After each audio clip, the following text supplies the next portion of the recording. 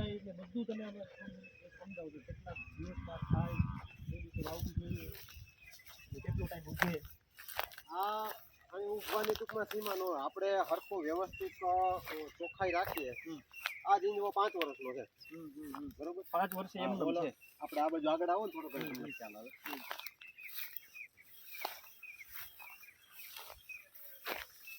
5 વર્ષ થયા છે હા 5 વર્ષ આમાં કોઈ પણ પ્રકારનું દવા ખાતર પેસ્ટિસાઇડ કેમિકલ કોઈ નહીં એમના એકદમ નેચરલ આ તમે જોઈ શકો છાતી સામે છે મિત્રો એટલે આ એકદમ નેચરલ જ છે અને આમાં શિયાળો છે એટલે એક વાત આપણે થોડુંક વીઆઈપી નહીં બોલીએ કટ નહીં બોલીએ આપણે હાવ દેશી ભાષામાં પેલો વાડ આમાં એટલે વાડ તો અમે દર વખતે આવતો પણ શિયાળામાં વાડ છે ને 42 થી 45 દિવસે વાડ આ ઝીંજવો ખડ અને આ છે બુલેટ નેપિયર ખડ આ પણ વાડનું છે પાછળ હા પાછળ ગયા છે ને એ બુલેટ નેપિયર ખડ છે એ બે મિક્સમાં ખવડાવીએ આ છે એમાં 2.5 મહિને વાટ પણ આ એ હેલું બહુ પડે વાઢવું હેલું પડે પણ પૌષ્ટિકતાની દ્રષ્ટિએ આનાથી થોડુંક નબળું એટલે આપણે આ બે મિક્સમાં ખવડાવીએ અને સારામાં સારું રિઝલ્ટ છે આપણે અને આપણે એના ભેગો જે આપણો લીલો ચારો જુવાર છે બરોબર એ જુવાર આ બે ત્રણે વસ્તુ મિક્સ કટિંગ કરી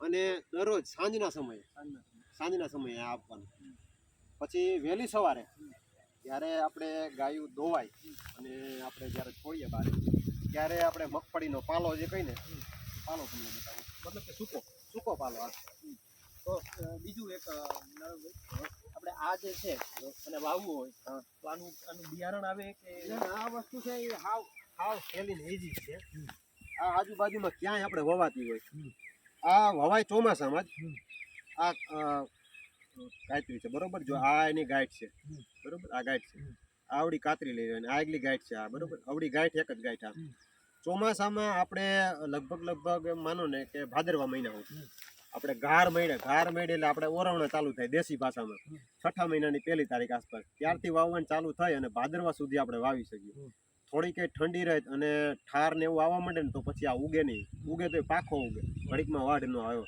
ચોમાસામાં કાચી હરી હોય ને તો ઉગી હા આ સ્પેશિયલ આમ ટૂંકમાં હારી ગાંઠ બંધાઈ ગયેલી પાકો ઝીંજવો કે એવું કોઈ વસ્તુ નહીં આની કાચી હરી હોય ને તો એ ચોમાસામાં ચોટી જાય હા ચોમાસામાં હાઈ ક્લાસ ચોટી જાય અને થુમડું થઈ જાય ચોમાસામાં આ ચોટી જાય અને ચોમાસામાં અને ઉનાળામાં લગભગ આશરે મારા ખ્યાલ પ્રમાણે 1 મહિના દિવસમાં વાટ કમ્પ્લીટલી આ પુખ્ત વાટ આવી જાય શિયાળામાં 10-12 દિવસ લેટ વાટ આવે અને સારું આમાં આપણે હજી તો આ દાખલા તરીકે કોઈ ખેડૂતોને જોતું હોય તો ક્યાંથી મળી જાય અહીંયા લેવા આવે તો તમે આપો હા આ એક ચેન જ છે ખેડૂતની જે ખેડૂત એકબીજા પ્રત્યે લાગણીશીલ હોય ક્યાંય કોઈથી કોઈ પૈસા લેતું નથી મને જે આ બીજેથી આવેલો છે બરોબર મારે ત્યાંથી ઘણા વાઢી જાય ઓલું બુલેટ ખડ છે એ જ રીતે હું બીજેથી વાઢી આવ્યો અને ખેડૂત તો લગભગ લાગણીશીલ હોય ખેડૂતને વેપાર આવડતો જ નથી એમ કઈ તો આવે પણ હવે વેપારી બનાવશે બરોબર એટલે મિત્રો ખાલી કાતરી વાવો તો તમે ઉગી જાય છે જેમ શેરડીમાં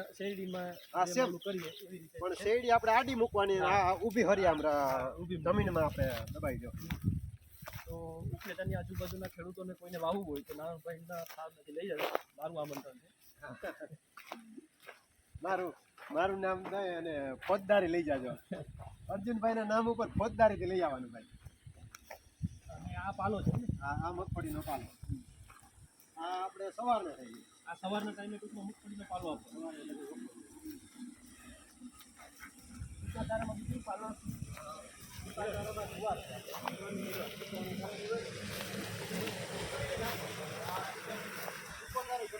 જેથી કરીને ના આ મશીન છે આપણી છે આ તમે મશીન બતાવો આમાં ઘણા પ્રકારના આવે પણ આપણી પાસે આ નાનું મશીન છે સરસ એટલે આનાથી કૂટ કરી અને ગમેમાં નાખે જેથી કરીને આપણો ચારો વેસ્ટેજ મળે ચેલેન્જ વાત એટલે હું મજાક કરતો હતો હું આવ્યા ત્યારે નારાયણભાઈ પોતે જ કટિંગ કરતા હતા અને આટલું તમામ સંચાલનમાં પોતે મજૂર પણ પોતે છે મેનેજર પણ પોતે 100% ખૂબ આનંદ થયો કારણ કે ઘણું બધું તો ફાર્મ હોય ને એમાં તો પેલા મજૂર રાખે એ બધી ફેલ થાય એ જ ફેલ થાય એટલે બે સૂકું એટલે નિરળ અને ભૂકો એક માંડવીનો પાલો અને જુવારની મેળ એ બંને ટૂંકમાં આ ક્યારે આ બપોરે પૂરું સવારે અને લીલો ચારો છે એ સાંજે લીલો ચારો સાંજે અત્યારે દોવાઈ જાય ને દોવાઈ જાય છૂટશે એટલે આપણે જ્યાં પાછળ ગમાઈ છે ગમાઈ નાખી ભરી દેવાની હા મતલબ કે પછી હા. અને પછી બીજું આપણે છાણ છે એ ક્યારે ખાણ છે ત્યારે દોવા ટાઈમે છાણમાં કઈ રીતે?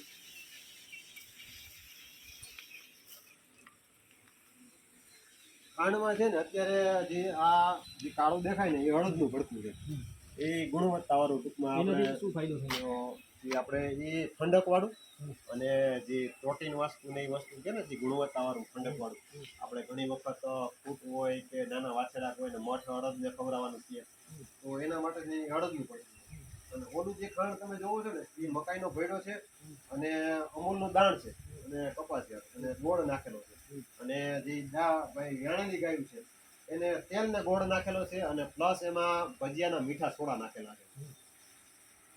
ખાસ એનું તમે મને કહેતા હતા. હા, ભજીયાના સોડા નાખવાનું મેન કારણ ઈ કે વ્યાણી હોય ને ગાય તો આપણે તો બચ્ચા મોકરા જોઈએ. અર્જુનભાઈ એમાં ભેગા હતા કે 10-15 દિવસ બચ્ચા મોકરા જ રહ્યા છે જેથી કરીને નાનું બચ્ચું હોય વારે વારે ભૂખ લાગે એટલે ફીડિંગ કરી લે એની રીતે એટલે વાંધો ન આવે એટલે ભૂખું ધરાઈ જાય. બીજા નંબરમાં આપણે દોવા બે ત્યારે ગાય આપણું દૂધ પૂરું આપે, દૂધ રાખી દે બચ્ચા, એને ખબર હોય કે મારું બચ્ચું મારા ભેગું છૂટું થવાનું. ગાયોમાં ગાયોમાં દૂધ હોય એટલે મેન વસ્તુ પ્રશ્ન એ થાય સુગર ઘટી જવાનો પ્રશ્ન થાય.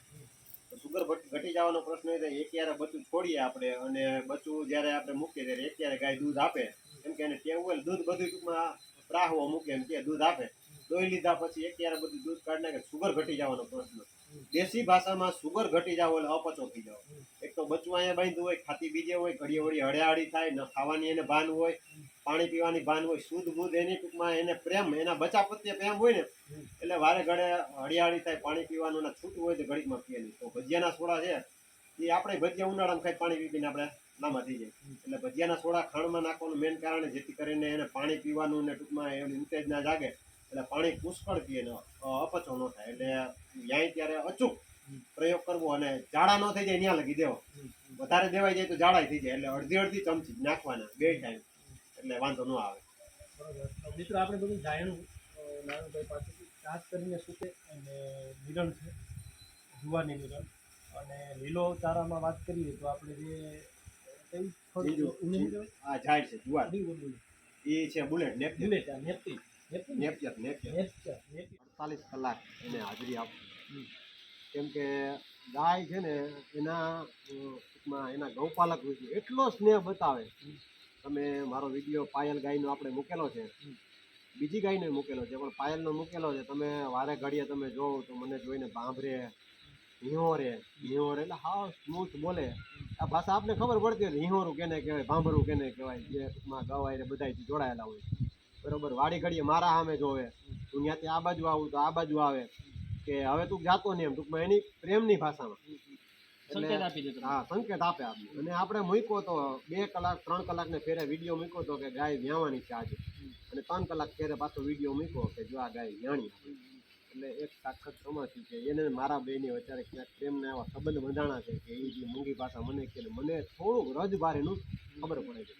એમાં પ્રશ્ન એવો બન્યો હતો કે ગાય વ્યાણી નોર્મલી આગલે વેતર એમને નોર્મલ ડિલિવરી થઈ ગઈ હતી બરોબર એમને રેડી વ્યાઈ ગઈ. આ વખતે બરોબર આ બાજુ આવીને એકાંતમાં બેઠીને બાય ચાન્સ કોઈ નીચે ફરી લાગી ગઈ શું થયું હોય એનું બચ્ચાનું આખું કવર હોય એને પરપોટો કહેવાય બરોબર. બચ્ચાનું કોઈ પરપોટો ફૂટી ગયો એટલે ગૌપાલકો પશુપાલકો જે કોઈ એને બધાને ખબર હતી એ પરપોટો ફૂટી જાય એટલે બચ્ચું એનું જે પરપોટાનું પાણી હોય પી જાય ઝર પાણી પી જાય બરોબર. એ ઝર પાણી પી જાય ને તો ખબર ન પડે આપને અને આપણે એમ થાય કે વ્યાહે અને એ દરમિયાન ગાય બે ને ઊભી રહીએ અને બચ્ચું આડાવરું પગ થઈ ગયો હોય તો પ્રશ્ન એવો વિકટ બને ગૌ માતાનું મૃત્યુ થાય. તો એ ગૌ માતા ત્યાંથી ઊભી થઈ ગઈ. હું અહીંયા આપણે અત્યારે જે સ્થળે છું એ જ સ્થળે હતો. હું અહીંયા આવી ઊભો અને એ ગાય ઊભી થઈને અહીંયા થોડીક આગળ આવી અને એક પગ દેખાણો એટલે મને 100% ડાઉટ થયો. એને એ જ ટાઈમે ઓન ધ સ્પોટ ડિસિઝન લઈ ગૌ માતાને આપણે પાછળ છે અત્યારે ત્યાં લઈ ગયો, ત્યાં લઈ જઈને બાંધી અને માતાજીને પગે લાગી અને એને હાથ મૂકી તો એનો પગ આમ 2 પગ આમ આગળ આવે બરોબર. તો એનો પગ આમ હેઠે આમ થઈ જાય તો એ માતાજી ગમે એમ બર કરે ને તો બચવામાં આવે નહીં, આ પગ ફસાઈ જાય બરોબર. તો એ હાથ અંદર મૂકી અને બચ્ચાના પાછળ ધક્કો માર્યો. પછી બચ્ચાનો પગ આમ ઊંચો કરી અને પછી પાછું બચ્ચાને કાઢ્યું. બચ્ચાને કાઢીને આમ ઊંધું કરીને આમ ચીંગાડી અને વચ્ચે પેટે દેવું એટલે લગભગ 1/2 પોણો ગ્લાસ જેટલું પાણી નીકળ્યું. એટલે એ વાત એ પ્રૂફ થઈ કે એ બચ્ચું પાણી ઘર પાણી પી ગયું. અને જો જો તમે ઈ ન હોત ન હોય ગાય જાતને બધું હા તો એ અમુક સમય થાય તો બચ્ચું મરી જાય. તો બચ્ચું મિત્રો, મરી જાય ખાસ કરીને આ જે સાંભળવા જેવો પોઈન્ટ છે એ ખાસ બધા ધ્યાન નોટ કરજો. બચ્ચું મરી જાય પછી ગાય અમુક ટાઈમે એને જે ડિસ્ચાર્જ થતી હોય, ડિસ્ચાર્જ એટલે જે એનો થિકનેસ વાળું જે આવતી હોય બધી ઘર બરોબર, એ ચીકણું જે હોય બચ્ચું લસણવામાં અને બહાર આવવામાં જે એને મદદ કરતું હોય એ ડિસ્ચાર્જ થતી બંધ થઈ જાય. પછી ગાય બર કરતી થાકી અને પછી બર કરવાનું બંધ થઈ જાય. તમને એમ થઈ જાય કે નોર્મલ કાંઈ છે નહીં બરોબર. પછી બચ્ચું અંદર ડીકમ્પોઝ થવા માંડે, બચ્ચું મરી જાય એટલે એનું ઝેર પ્રસરવા માંડે, ઝેર પ્રસરવા માંડે એટલે ગાયને સીધું ઇન્ફેક્શન લાગી જાય. ઇન્ફેક્શન લાગી જાય એના કારણે થઈને ગૌ માતાનું આ દરમિયાન મૃત્યુ થાય. સામાન્ય વાત છે, પણ આ 48 કલાક એના માટે એટલી હાજરી આપવી પડે એની કલ્પના બહારની છે બરોબર. આપણે અચૂક હાજરી આપવી પડે. મતલબ કે વ્યાવા ટાણે જ્યારે હા. ગાય ઉપર આપણે ટૂંકમાં જેમ હા. એના પડછાયાની જેમ હા અમે પણ એને કાપવા ભેગું રહેવું પડે 100%. કાં પછી તમને બધી રીતે પરફેક્ટ હા. માહિતી હા ભાઈ એની નજીક હોવા જોઈએ. એનો નજીક આપણે હોય એના ભેગું રહેવું પડે. એટલે મિત્રો, ખાસ કરીને ગૌ સંવર્ધનમાં દાખલા તરીકે અત્યારે ગૌ સંવર્ધન હું જાણું છું ત્યાં સુધી એવું હોય કે મારે પૈસાની સગવડ હોય અને હું 5 ગાયો લઈ લઉં, 2 મજૂર રાખી દઉં અને આવા બધા મિત્રો જો અત્યારે આવ્યા છે બધા આવ્યું તો આવી રીતે ટૂંકમાં 2 મિત્રોને અહીંયા દેખાડું ને વાત થાય કે અર્જુનભાઈ ખૂબ સારી ગાયો લાવ્યા છે, 2-3 વર્ષ હાલે, 5 વર્ષ પછી કહે કે ભાઈ કોઈ કારણો બતાવે. એમ તો કહે નહીં કે ભાઈ મને આવડતું નહોતું એટલે આ બધું બંધ કરી દીધું. અસંખ્ય કિસ્સા બનેલા છે આવા. એટલે ખાસ કરીને મિત્રો, આપણે જે ચર્ચા જે મુખ્ય પોઈન્ટ ઉપર આપણે કરવાની હતી, ખાસ કરીને લોકો સફળ કેમ નથી થતા, તો પહેલાં તો એની પાસે નોલેજ હોવું જોઈએ અને પહેલાં અંદરથી ધગસ હોવી જોઈએ.